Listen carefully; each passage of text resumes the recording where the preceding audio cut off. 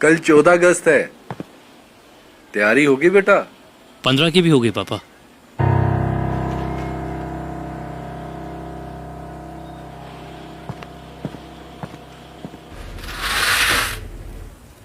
पता है वो डॉक्टर का लड़का है ना, हाँ तो वो 15 अगस्त मनाने की भी तैयारी कर रहा है।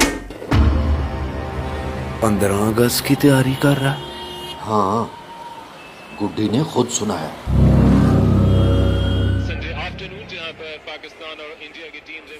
पक्का बोल रहा है ना तू? एकदम पक्का। हाँ लेने दे 15, देखते हैं कैसे मनाता है।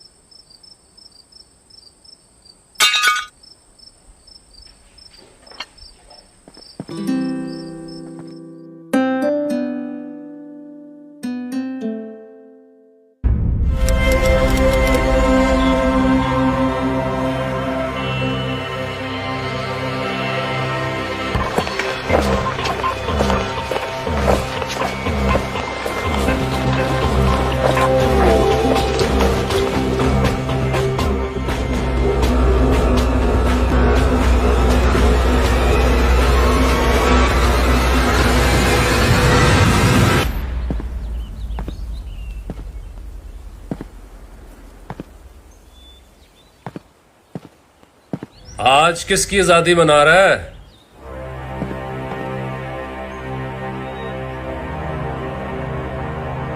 मना तो आज भी 14 अगस्त ही रहा हूं। कल सर उठा के मनाई थी, आज सर झुका के मनाऊंगा।